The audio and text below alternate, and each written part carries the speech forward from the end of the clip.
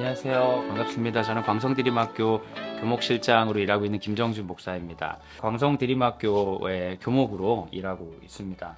제가 하고 있는 일은 주로 학교에서 예배하는 거랑 성경 수업, 그거 외에도 저희가 대안학교여서 다양한 선택 과목들을 좀 해야 되는데요. 도덕, 종교학, 심리학 이런 과목들 가르치고 있고요. 상담실 담당으로 학생들과 학부모들 상담 주로 하고 있고 학부모 교육을 총괄해서 담당하고 있습니다. 네. 안녕하세요. 저는 샘물학교 장용환 목사입니다. 저는 샘물교회에서 풀타임 사역자로 사역을 하고 있고, 샘물교회에서 이제 보통 교구라고 하는데요.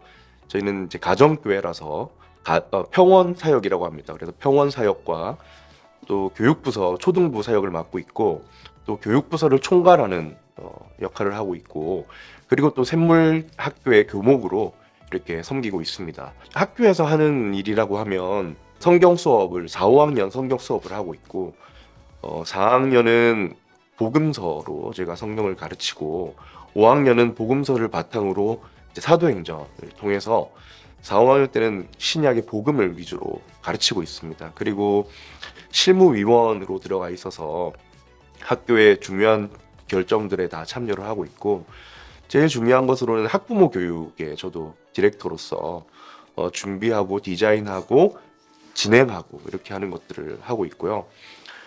또 학교의 그 교사 선발이라든지 또 신입생, 편입생, 가족 면접할 때 제가 들어가서 면접위원으로 들어가기도 합니다. 예.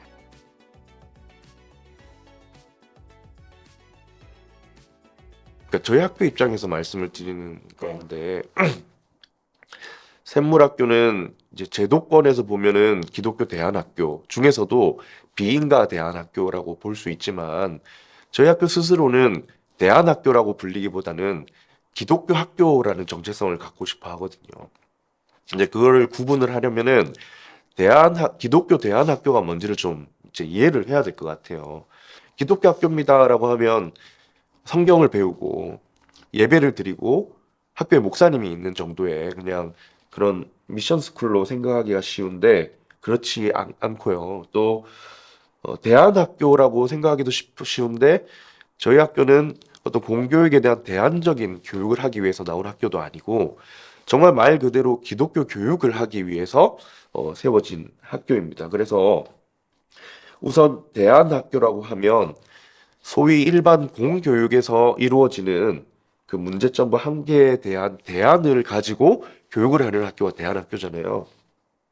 이 대안학교는 크게 뭐 일반 대안학교가 있고 종교계 대안학교가 있을 수 있는데, 그 중에서 기독교 대안학교라고 하면 기독교적인 특성을 가진 대안학교가 됩니다. 그래서 대안학교가 관심사 학교마다 참 다양하지만, 대체로 공립학교였던 부족함이나 문제점에 대한 대안적 교육에 관심을 두면서 이렇게 기독교 학교라는 이름을 붙이는 경우가 많은 것 같아요.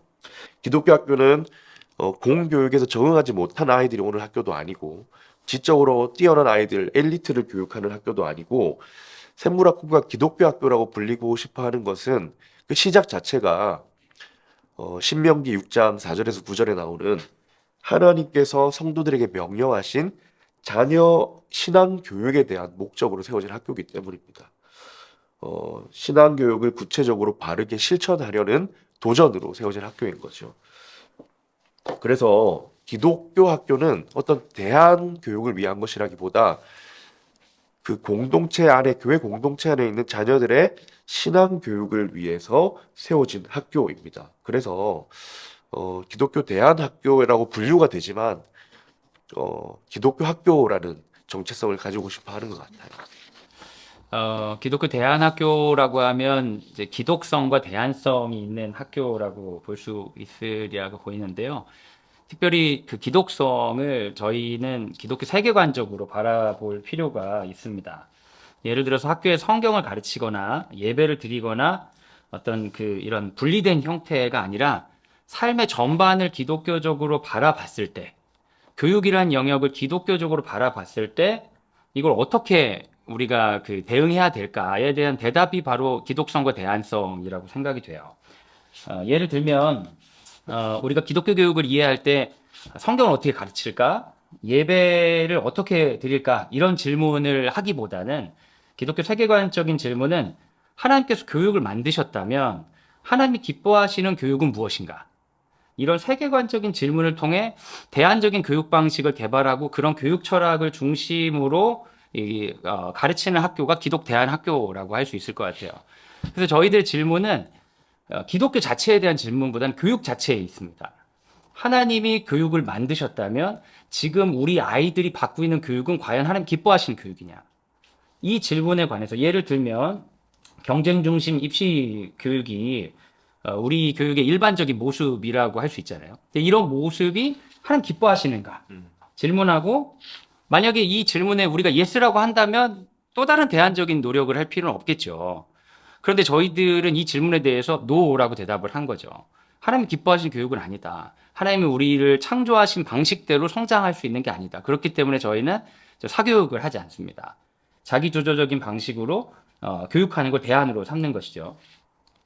어떤 소유와 성취를 중심으로 가르치는 성공관, 이것이 교육 자체에 녹아져 있는 것에 대해 우리가 문제의식을 갖고 있기 때문에 존재 중심 교육을 하기 위해서 성품 교육을 하고 있고요. 공동체 교육, 인권 교육을 대안적으로 실시하는 것. 요즘 세상에서 많이 해요. 인권 교육, 이거 되게 많이 하지만 우린 기독성을 가진 우리들이 봤을 때는 또 이게 마음이 흡족하지 않은 거예요. 또 우리 학부모님들도 일반적인 세상에서 가르쳐주는 이런 것들을 배우면서 아이들이 바른 가치관을 가질 수 있다고 확신하지 못하기 때문에 그런 기독성과 대안성을 교육의 영역 가운데 녹여서 가르치는 학교가 기독 대안학교라고 생각합니다. 그래서 학교에서 자주 쓰는 표현은 기독 대안학교는 교육의 영역 가운데 하나님 나라를 선포한 학교 이렇게 많이 표현합니다.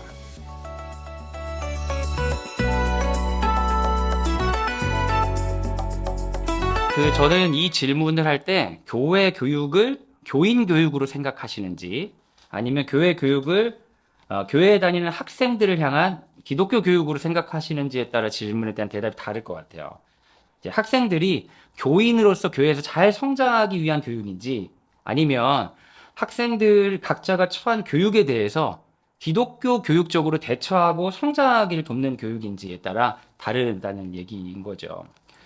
많은 교인들이 원하는 방식은 공부 잘하고 교회 열심히 다니는 애들이에요. 신앙도 좋고 세상에서도 성공하는 것을 원하죠. 이 교인 교육 측면이라고 생각합니다. 우리의 멤버로서 더 확실해지고 사회적으로 영향력이 있어서 교회에 덕이 되는 사람이 됐으면 좋겠다. 저는 그건 교인 교육의 측면이라고 생각을 하고요. 기독교 교육적으로 이제 접근을 한다면 교육 자체에 대해 질문해야 돼요. 지금 이 아이들이 다니고 있는 초등학교, 중학교, 고등학교에서 아이들이 교육을 통해서 받고 있는 메시지, 이것이 하나님 기뻐하시는 건가? 이번에 수능 몇 명 애들이 받는지 아세요? 50만 명 받습니다. 50만 명 받고 그 중에 재수생이 15만 명이고요. 고3 현역이 35만 명입니다. 그 중에 이제 사람들이 이제 선호하는 대학이라고 하는 게 다 알잖아요. 전 국민이 다 알고 있는 스카이 인서울. 제가 장로의 신학대학 나왔어요. 서울 소재 대학이거든요. 근데 제가 장로의 신학대학 나왔다고 하면 인서울 못 하셨네요. 그래요. 인서울은 사실은 서울에 있는 상위 15개 대학을 얘기하기 때문에 그렇죠. 근데 상위 15개 대학에서 뽑는 인원이 몇 명이냐? 4만 7천 명입니다. 전체 입시생, 재수생 포함해서 입시생이 50만 명인데 4만 7천 명 정도가 돼야지 한 10% 정도 들어야 한국 사회에서는 어느 정도 교육을 잘 받았다 얘기를 해요. 근데 고등학교 등급제로 얘기하면 10% 안에 들려면 최소 2등급입니다. 근데 저는 이게 한국 교육의 불행이라고 생각해요. 뭐냐면 아이들이 너무나 다양하고 귀하고 하나님이 다 창조하셨다고 이야기했는데 우리 아이들 중에 90%는 내가 뭔가 문제가 있다고 생각하면서 살 수밖에 없는 거예요. 그래서 10%에 들기 위해서 교육을 받는다고 생각하고 10%에 든 사람들은 그러면 굉장히 떳떳하고 강하냐. 10%들도 대부분 열등감에 시달리는 경우가 참 많습니다. 아주 이제는 상식이 됐는데 우리나라 청소년 사망률의 1위 사유는 자살입니다. 그 자살을 하게 되는 사유로 1위는 학원 문제예요. 아이들이 공부를 학교에서 배우는 거죠. 배우면 배울수록 대부분의 아이들은 나는 모자란 인생이구나 느끼게 되고, 그중에 어떤 아이들은 죽어나가는데도 교회에서 거기에 대해 이야기하지 않는다. 이거는 충격적인 일이죠. 정말 이 교육을 하나님이 만드셨다고 믿는다면, 기독교 교육을 하겠다고 한다면 교육을 향한 하나님의 메시지를 누군가는 감지하고 누군가는 전해야 되지 않겠습니까?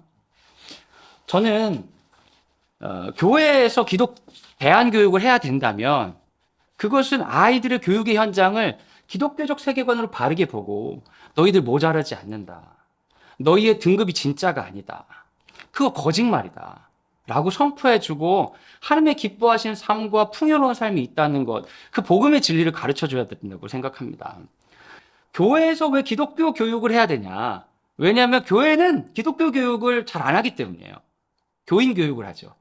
훌륭한 교인을 만들기 위해서 여러 가지 수단을 동원하는 거예요.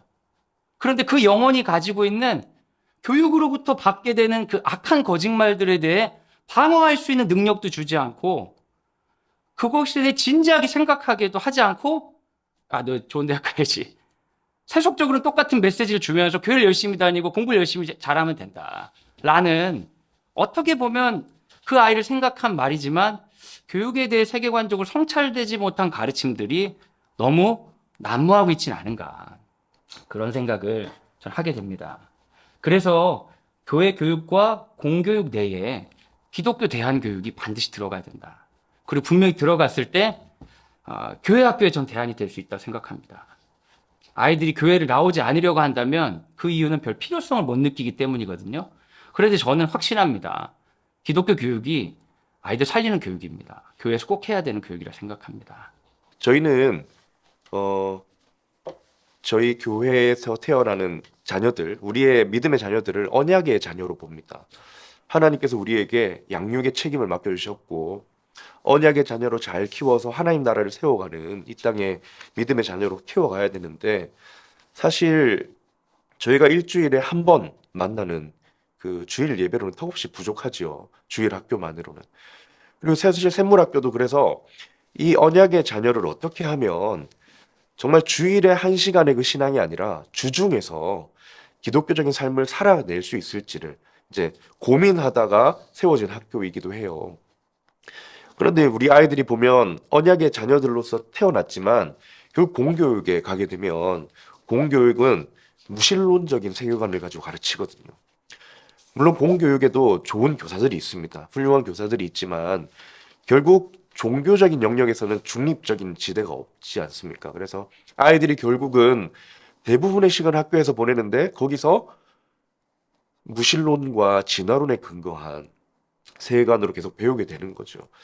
그래서 저희는 여기에 대한 어떤 부담과 걱정을 가지고 이제 언약의 자녀들을 우리 공동체가 품고 신앙 교육을 제대로 해야 된다라고 해서 아까 말씀하셨던 것처럼 모든 교과목을 기독교적인 세계관으로 보게 해야 한다.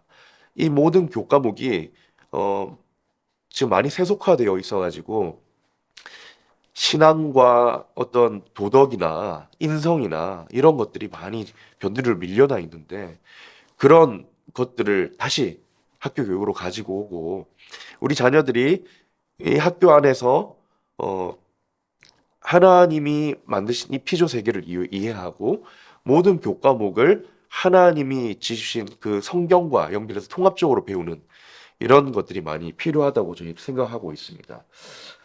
저희 교회의 굉장히 독특한 점이 뭐냐면 유아 세례식이 굉장히 독특하거든요. 왜냐면 언약의 자녀라는 개념이 굉장히 강하기 때문에 아이들이 유아 세례를 받으면 이제 세례를 준 담임 목회자가 아이를 안고 온 교회 성도들 앞을 한 바퀴 빙 돌면서 모두가 축하하도록 해요. 그렇게 하면서 이 아이는 이 부모의 책임만이 아니라 우리 공동체가 함께 길러가야 할 아이라는 것을 같이 다짐하게 하는. 그래서 이런 배경 안에서 생각했을 때 우리 아이들이 믿음으로 자라가야 되는데 일반 공교육에서는 그 믿음으로 이 삶을 살아내기가 굉장히 불가능한 현실이죠. 그래서 주중에서도 기독교 세계관에 기초한 과목으로 배우고 또 저희가 하는 게 이제 특징적인 게 뭐냐면 사교육을 저희도 금지하고 있습니다. 사교육을 금지하는 정책을 가지고 있어요. 왜냐하면 지금 이 분당 지역은 더더욱 이 사교육 열풍이 심한데 모두가 대학을 가야 되는 아이로 이제 점수를 매기고 평가하고 있지 않습니까? 근데 저희는 하나님께서 주신 아동관에 따라서 그 아이에게 주신 발달 단계가 있고 그 아이에게 주신 색깔이 있다고 생각합니다. 그래서 사교육에 의해서 선행학습에 의해서 공부의 흥미를 잃어버리고 마치 그 대학 가야 되는 아이라는 정체성을 입히지 않도록 하고 사교육을 하지 않고 자기 주도적으로 자기가 공부에 흥미를 잃지 않도록 하는 것이 굉장히 중요하게 생각하고 있고요. 그래서 6학년이 되어서 졸업할 때는 잘하진 못하더라도 어떤 공부든 내가 할 수 있구나라는 자신감을 가지고 졸업할 수 있도록 하는 게 목표이기도 합니다. 또한 저희는 이 다 같이 맞물려 가는 것인데 그래서 미디어도 교육을 하고 있어요. 미디어 정책을 가지고 있는데 미디어를 한 주에 3시간 이상 보지 못하게 합니다. 3시간만 보게 하되 그것도 부모님과 함께 계획을 해서 미디어를 시청하도록 해요. 그래서 게임을 하는 거는 금지가 되어 있고 다른 인터넷이든 영화든 무엇이든 한 주에 3시간으로 하고 있고 해마다 한 달은 단절을 시켜요. 단절을 시키고 미디어로부터 영향을 받지 않도록 그리고 그 대신 나머지 시간에 책을 읽고 놀이를 만들어 하고 그러니까 이 모든 것들이 하나님이 아이에게 주신 그 고유의 그 아동관과 하나님이 심어두신 창조시에 심어두신 그 모습 그대로 자라갈 수 있도록 돕기 위한 것이지요. 그래서 저도 말씀하셨지만 언약의 자녀들을 하나님의 자녀로 잘 키워내려면 반드시 기독교 교육이 필요하다고 생각합니다. 그런데 가장 좋은 것은 교회가 기독교 학교를 세워서 교육을 하는 건 가장 좋겠고, 그렇지 않다면 이것에 대한 경각심을 가지고 기독교 대한 교육에 대한 그 생각을 고민을 많이 해서 교회 내에서 기독교 교육을 한다든지 아니면 기독교 세계관을 교육한다든지 아니면 가장 좀 현실적인 것은 부모들을 가르쳐야 된다고 생각을 많이 해요. 결국 부모들이 자녀의 1차 양육의 책임자인데 지금 많은 부모들이 교회 학교에 그냥 아이들을 막 내맡기는 수준이지 않습니까? 사실 주일학교의 출발 자체가 믿는 언약의 자녀를 키워내겠다는 출발이 아니라 교회 밖에 배회하는 아이들을 가르치려는 목적으로 시작된 거거든요.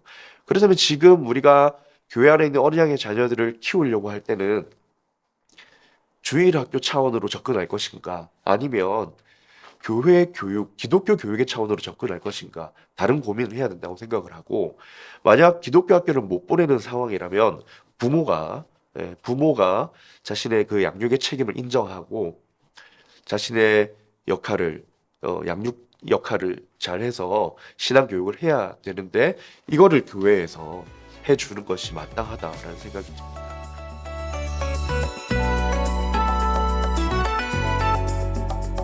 광성드림학교는 거룩한 빛 광성교회에서 세운 광성학원이라는 그 교육법인에서 이제 만든 학교입니다. 거룩한 빛 광성교회는 먼저 정성진 목사님께서 개척하신 교회인데요. 우리 목사님께서는 섬기는 교회, 상식이 통하는 교회, 인재를 양성하는 교회를 이제 세우겠다는 마음으로 개척을 하셨습니다. 교회 개척 당시부터 지금 광성학원에 함께 있는 한나라 유치원을 설립하셨고요. 학교가 설립될 즈음에는 한국 사회의 그 공교육에 대한 위기감이 엄청 클 때였어요. 아마 새머리크도 동일한 걸로 제가 알고 있습니다. 그때 당시에 뭐 학교 붕괴 얘기하고 학교 폭력 이야기하고 그러면서 많은 성도들이 아이들을 학교에 보낼 수 있을까? 이런 질문을 할 때였는데 워낙에 교회 이미지가 건강하니까 많은 성도들이 학교를 우리 교회가 만들어주면 어떠냐 이런 요청도 있었고 정성진 목사님도 초창기부터 교육에 대한 관심이 많으셔서 학교 설립팀을 이제 구성했습니다. 교인들 중에 교육과 관련되신 분들을 모아서 2년 정도 설립 연구를 했고 2년 후에 이제 만들어진 것이 이제 광성 드림 학교입니다. 처음에는 어떤 다양한 사람들이 교인들이 주체적으로 만들다 보니까 어떤 분이 강한 철학을 가지고 설계한 게 아니고 다양하게 만들다 보니까 처음은 그야말로 각자의 드림학교가 됐어요. 여러 사람들이 꿈을 꾸고 오는 거예요. 막 장애인들 비율도 높았고요. 막 영어 교육을 꿈꾸면서 오신 분도 있고 아주 대안적인 걸 꿈꾸면서 오신 분도 있고 다양한 분들이 와서 여러 가지 어려움이 많이 있었는데 이런 실험적 성격이 강했던 학교가 이런 실험적 성격에도 불구하고 포기하지 않고 그 자체를 끊임없이 대화하고 토론하고 누군가가 나서서 정리하지 않고 우리 자체적으로 계속해서 싸우면서 만들어 가다 보니까 지금의 형태가 되어 가고 있는 것 같습니다.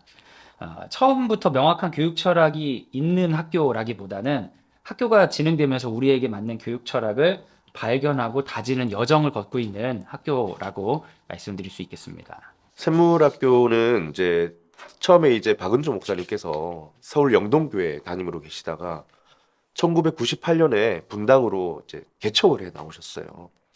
그때 개척에 나오면서 이 목사님 마음에도 학교를 해야 되겠다는 부담이 있었다고 하시더라고요. 근데 그때만 해도 어떤 학교를 할 것인지에 대한 그림이 분명하지 않았던 것 같아요. 어떤 기독교 사립학교, 어떤 미션스쿨 요 정도 생각이셨던 것 같고, 근데 또 다르게 이 동상이몽이라고 하죠. 이제 성도들도 오면서 아까 말씀드렸던 것처럼 이제 언약의 자녀, 이게 개혁 신앙의 뿌리를 내린 교회이고 학교이기 때문에 우리 언약의 자녀들을 키워내야 되는데 공교육에 보내자니 이게 너무 부딪히는 거예요. 그래서 그 당시 담임 목사님이셨던 박은주 목사님이 다음 세대를 양육해야 된다라는 말을 기독교 교육을 해야 된다라는 말로 받으신 거죠. 그래서 샘물학교는 좀 특징이 교회가 세우거나 누군가 한 명이 세우자 한 학교가 아니라 한 6, 7년의 시행착오를 거쳐서 젊은 부모들이 모여서 세운 학교입니다. 이게 어떻게 되냐면 이제 시행착오가 많이 있었어요. 왜냐하면 잘 모르니까 기독교 교육은 해야 되겠고, 그래서 부모들이 스스로 공부도 하고, 교수님을 초대해서 강연을 듣기도 하고, 또 세미나를 열어서 개최하기도 하고, 그렇게 하면서 처음에는 아이샘이라는 사실 이게 이제 샘물학교 전신과 같은 것인데, 유치원을 부모들이 운영하는 유치원을 세웠었어요. 교회 건물을 빌려가지고, 제도도 만들고, 교사도 선발하고, 부모들이 운영하는 거죠. 기독교 교육을 하기 위해서. 그리고 또 어떤 노력이 있었냐면, 어린이 도서관을 시작을 하기도 했었어요. 그 당시에만 해도 어린이 도서관이 거의 없었기 때문에 많은 교회가 탐방을 오기도 하고, 샘물교회가 가지고 있는 그 비전이 가정과 이웃을 섬기는 샘물교회거든요. 그러다 보니까 이 지역의 아동들을 섬기는 어린이 도서관을 하자. 그래서 어린이 도서관 안에서 같이 배우기도 하고 기독교 교육의 꿈을 계속 꿔왔던 것 같아요. 그러다가 이게 교회는 또 사립학교를 매입해서 운영해보는 시도도 하고 여러 개 했지만 잘 되지 않았고, 그러는 중에 성도님들 중에 이게 기간이 오래되니까 홈스쿨을 하는 분들도 계시고, 그러다가 어느 날 이제 박은주 목사님이 기독교 학교를 경험을 하신 거예요. 기독교 학교의 열매를 보고 나서 우리는 기독교 학교를 해야 되겠구나 라는 비전과 이 교회 내 성도님들의 그 기독교 학교에 대한 열망이 잘 맞았던 것이죠. 그러면서 기독교 학교를 이제 2006년에 세우게 된 것입니다. 그 당시만 해도 뭐 43개의 학교가 있었다고 하지만 유치원 초등학교는 거의 없었던 시절이거든요. 그래서 큰 도전이기도 했던 거죠. 그래서 샘물학교가 시작된 큰 특징이 있다면 교사들이 기독교 학교 운동을 했다든지 교회가 주도했다기보다 교회에 있는 부모들이 그 가치를 함께 공유하고 함께 세운 학교라는 점에서 좀 특징이라고 할 수 있고, 또 한 가지 특징은 이 교회 공동체에 있던 부모들이 기독교 교육에 대한 필요성을 가지고 나왔다고 하지 않았습니까? 그러다 보니 목적이 자녀의 신앙 교육을 제대로 하자라는 목적으로 시작된 것 같아요. 아까 말씀드렸다시피 우리 자녀들을 주중에도 하나님 나라를 배우고 하나님의 세계관으로 이 세상을 바라볼 수 있도록 돕자. 그래서 저희는 5세부터 7세까지 유치원부터 시작이 되고요. 1학년에서 6학년까지 초등학교까지 생물학교 운영을 하고 있습니다. 제가 여기 잠깐 드릴 말씀이 있는데 이 박은조 목사님의 영향을 저희가 받은 게 있어요. 우리 정성진 목사님이 2년 동안 학교를 계획한 거는 중고등학교를 만들기 위해서였어요. 사실 이제 학교 붕괴 얘기 나온 건 중고등학교잖아요. 초등이 문제가 아니라. 2년 동안 우리가 중고등을 만들려고 열심히 계획해서 거의 이제 이렇게 하면 되겠다 하는 때에 정성진 목사님하고 박은정 목사님 잘 아시기 때문에 만나서 교육에 대해 얘기했더니 박은정 목사님이 안 된다. 초등학교 해야 된다. 저희는 유치원이 있었으니까. 그래서 급 선회해가지고 저희가 지금까지 했던 그 내용을 초등 버전을 바꿔가지고 광성대리학교 개교된 거예요.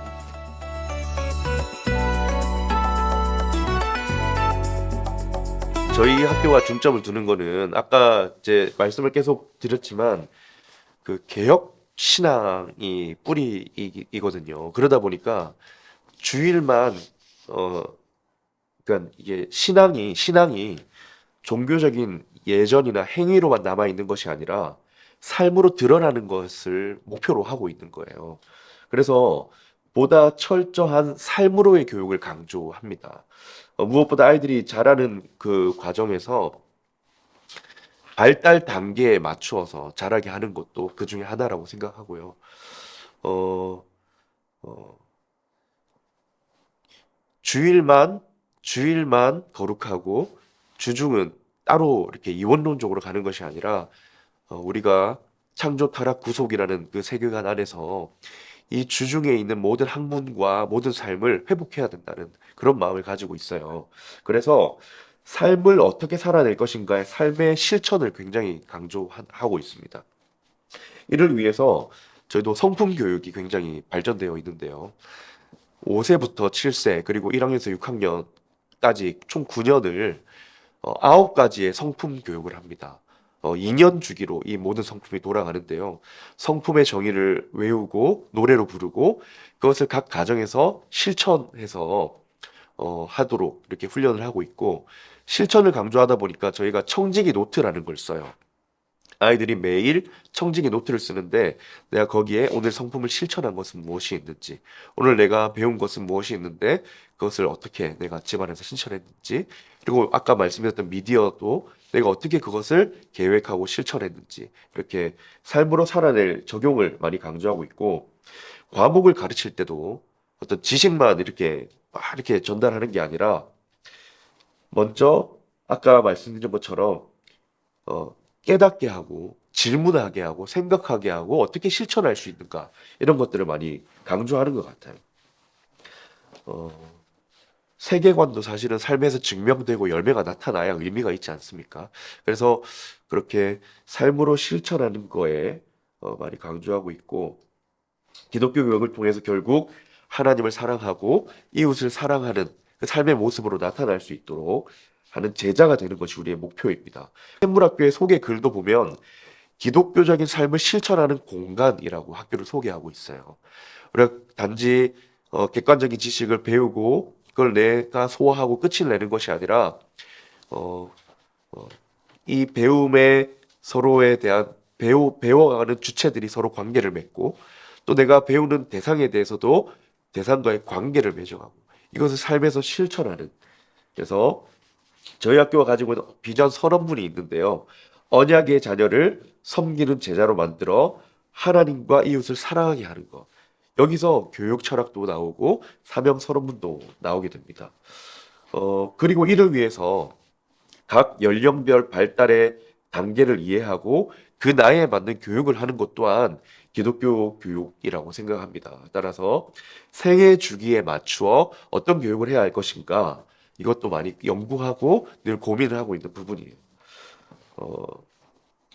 저희는 시험이 없습니다. 네. 왜냐하면 삶으로 실천하고 아이들에게 주신 아동과를 따라 자라나가야 되는데 시험으로 아이들의 점수를 매겨서 평가하지 않는 것이죠. 그러나 성경적으로 평가를 합니다. 어떻게 평가를 하냐면 평가의 목적이 뭐냐면 평가를 통해 하나님의 형상으로 창조된 그 아이의 재능이 뭔지를 발견하기 위해 평가를 하는 거예요.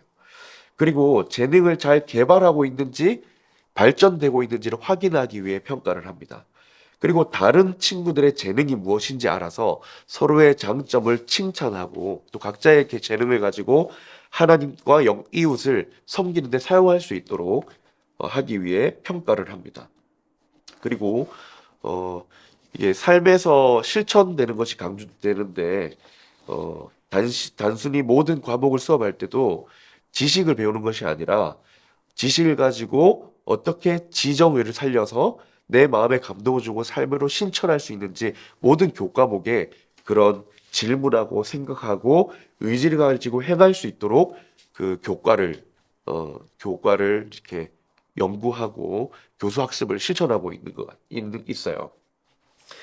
국어를 배울 때도 예를 들어서 국어를 배운다면 주인공의 삶에 들어가서 주인공은 왜 이런 행동을 했을까? 나라면 어떻게 행동했을까? 역사를 배울 때도 단지 언제 어떤 일이 일어났는지 지식을 배우는 것이 아니라 이 사람은 그때 왜 이런 일을 했을까? 그 액티비티로 그것을 아이들이 직접 한번 경험해보게 하고 그렇게 하면서 나는 이때 어떻게 행동해야 하는가? 이런 것들을 많이 배우기도 하고 이런 실천을 강조하기 위해서 또 한 가지 나온 것이 통권 수업을 합니다. 저희는 특히 뭐 국어 교육이라고 하면 발췌된 짧은 문장을 가지고 분석하고 이해하는 것이 아니라 책을 한 권을 배우는 거예요. 그래서 단절된 흐름을 가지고 그 안에서 하는 것이 아니라 한 권을 배우면서 그 안에서 사람들의 마음을 이해하고 그 안에서 내가 어떻게 살아야 될지 고민하고 그걸 가지고 삶으로 실천하는 그런 학습을 하고 있다고 볼 수 있을 것 같습니다. 그리고 중요하게 생각하는 게 관계성인 것 같아요. 관계성. 내가 지식을 배우는 차원이 아니라 관계를 맺어간다는 차원이 들어가는 것인데요. 다른 과목과도 자연스럽게 통합하고 내면화하여서 삶의 변화와 실천으로 나아가는 것들을 강조하고 있습니다. 제가 생각하는 교육의 핵심은 그 존재를 강화하는 것입니다. 교육을 받았다는 것은 더 강해진다는 것이죠. 어떤 의미에서든. 외부적인 성공과 성취를 위해서 자기를 마치는 훈련도, 그런 연습도 교육을 위해서 당연히 필요하지만, 그것은 하나님 앞에서 자기다운 삶을 살기 위한 연습에 불과하지 결과가 되어서는 안 된다고 생각합니다. 그래서 존재를 중심으로 한다는 것의 핵심은 실패를 인정하는 것입니다. 실패를 통하여서 성장할 수 있는 것이죠. 결과가 좋지 않더라도 내 존재는 성장할 수 있다는 것을 전하려고 저희는 교육을 통해 그런 걸 전하려고 노력하고 있습니다. 그래서 저희 그 교육에 강조되는 것은 자발성입니다. 누군가의 기준에 맞춘 사람이 되는 것을 넘어서서 스스로 하는 연습, 그리고 함께하는 공동체 연습, 진로와 섬김을 연결하는 것을 교육에서 강조하고 있습니다.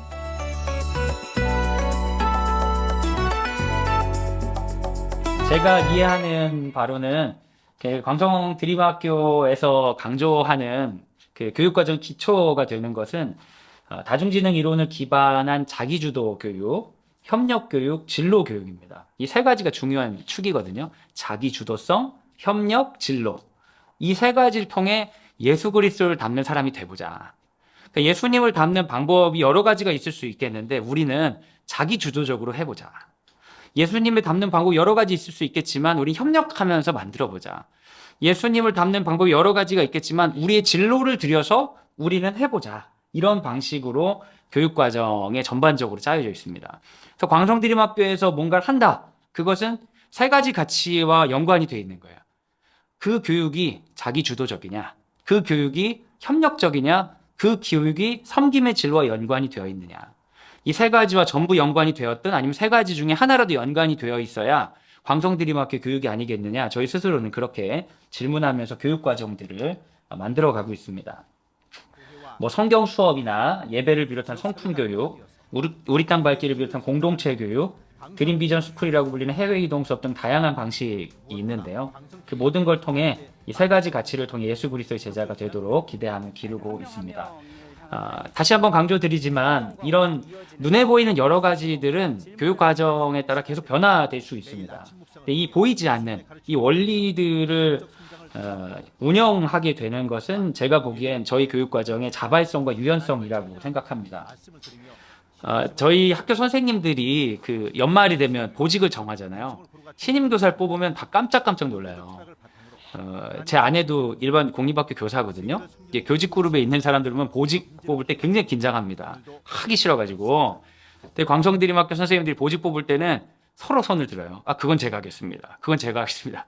신입 교사들이 다른 학교에서 깜짝깜짝 놀라는 거예요. 여기 너무 이상한 사람들이다. 서로 하겠다고 하고. 근데 어떻게 그게 가능하냐면 저희가 스스로 하기 때문에 책임감이 있고, 그리고 교육 과정에 있어서 어떤 부분을 연구하고 새롭게 바꾸는 걸 두려워하지 않습니다. 저는 처음부터 계속 바꾸면서 만들어 왔기 때문이죠. 학생들과 교사들이 함께 만들어가고 학부모들이 적극적으로 참여하는 것이 우리의 보이지 않지만 진정 중요한 교육 과정이라고 저는 말씀드릴 수 있겠습니다. 기독교 학교는 기독교 철학 위에 이렇게 세워지지 않습니까? 이 교육 과정도 그 학교가 가지고 있는 교육 철학 바탕 위에 세워지는데, 다 연결이 되어 있는 것이죠. 그래서, 샘물학교에서 전반적인 교육 과정은 당연히 성경의 모든 과목들이 성경의 뿌리 위에 통합되어 있다라고 생각하시면 좋을 것 같고요. 성경이 모든 과목과 유기적인 관계를 맺어서 이렇게 하나님 모든 교과목을 하나님의 피조 영역으로 보고 역사, 수학, 과학, 언어 모든 것들을 이렇게 봅니다. 두 번째로 말씀드리면 관계성의 차원에서 저희가 교과를 준비를 하는데, 어, 관계를 맺어야 할 세 대상으로 분류를 합니다. 첫 번째는 하나님, 두 번째는 사람이고, 세 번째는 창조 세계와의 관계라고 해요. 여기서 이제 국가에서 주는 그 국가 교육 과정도 참고를 하는데요. 국가 교육 과정은 기본 교과 창체라고 해서 창의적 체험 활동 두 가지로 이렇게 분류된다고 들었어요. 물론 이것도 사실 제가 뭐 말씀하신 것처럼 설명할 게 아니고 교장 선생님이 사실 오셔서 설명해야 될 부분인데, 제가 좀 듣고 배우고 좀 본 바에 대해서 말씀을 짧게 드리자면, 샘물학교는 국가교육과정도 참고를 합니다. 그래서 기본 교과와 창체를 가지고 있지만 한 가지 더 붙이는 게 샘물 특성화 교육이라는 걸 붙여요. 그리고 이 가까이의 세 가지에다가 관계 맺기를 하는데, 첫 번째는 하나님과의 관계, 사람과의 관계, 창조 세계와의 관계로 그 기본 교과를 분류를 합니다. 예를 들어서 하나님과의 관계에는 성경이 들어가겠죠. 사람들과의 관계에 해당하는 교과라고 하면 뭐 국어, 역사, 영어, 사회 이런 것들이 들어갈 것이고, 창조 세계와의 관계에는 수학, 노작 이런 것들이 들어갈 것입니다. 그래서 기본 교과를 참고하고 또 창조적 체험 활동과 더불어서 샘물 특성화 교육에는 이런 것들을 통합적으로 배웁니다. 그래서 교과를 배운 것들을 연극으로 표현해 연극 마당을 하기도 하고, 책 1, 2, 3이라는 게 있어요. 책을 읽고 서로 이야기하고 삶으로 실천하는. 그래서 통권 수업도 하고 절기 활동, 또 암송 마당 이런 것들을 통해서 하나님과 사람과 창조 세계와의 관계 맺는 것들을 통합적으로 어떻게 할 것인지를 이 샘물 특성화 교육을 가지고 계속 연구를 하고 있고요.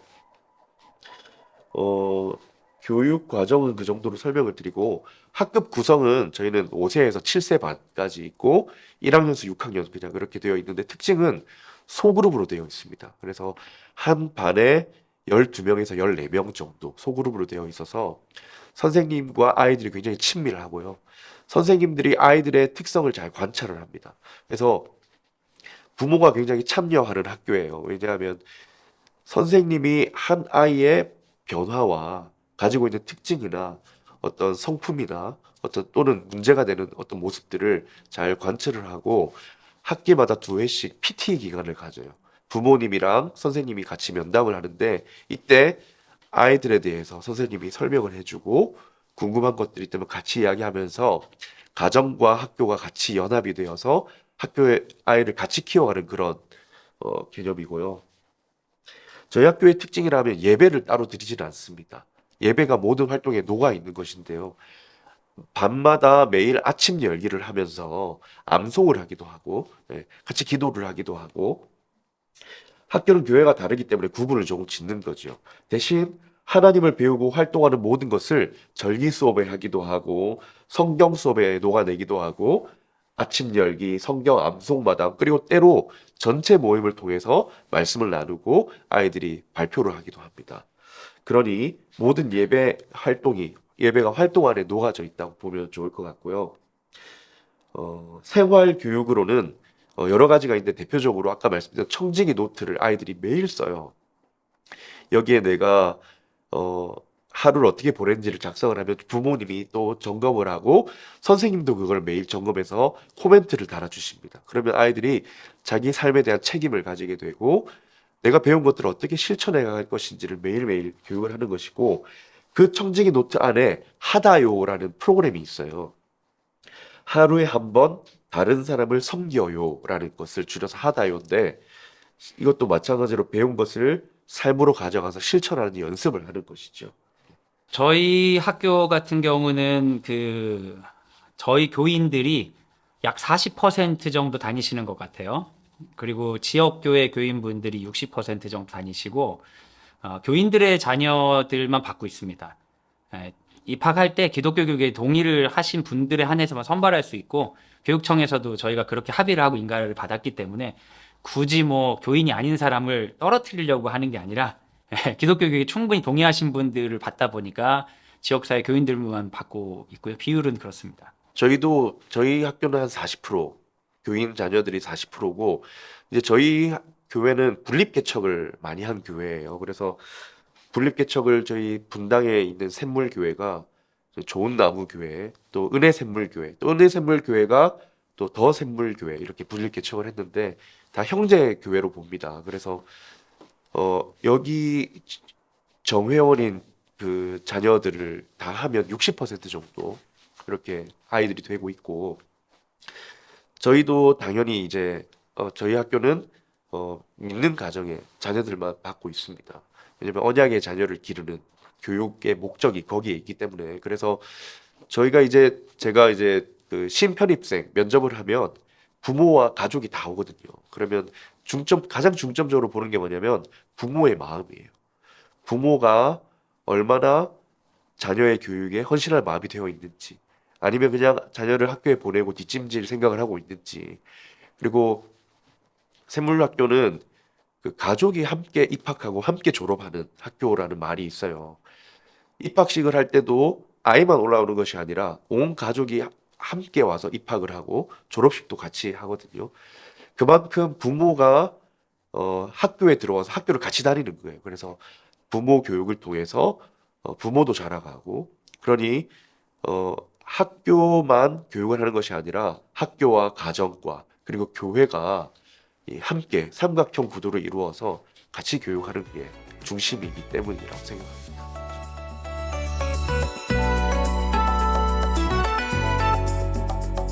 저희는 교사 선교사라고 생각하고요. 저는 제가 존경할 만한 분을 교사로 선발할 때 저도 면접위원으로 참여하는데, 제가 존경할 만한 분들을 선발하고 모시고 저희 선생님들 제가 항상 존경하고 있습니다. 저희가 인가받은 학교이긴 하지만 그 국가로부터 지원을 받지 못합니다. 학비를 100% 의존해서 운영해야 되다 보니까 선생님들의 급여를 일반 공립 선생님하고 동일하게 드리지는 못해요. 비슷하게 드리려고 노력을 해도. 그럼에도 불구하고 선생님들의 만족도가 굉장히 높습니다. 선생님들은 우리 공동체를 너무 사랑하고요. 그러니까 자기들끼리 더 일하겠다고 하고 더 늦게까지 일하고 너무 힘들다고 하면서도 공동체를 너무 사랑하고 기독교 교육하는 걸 너무너무 기뻐합니다. 어느 누구가 이렇게 강요하지 않아요.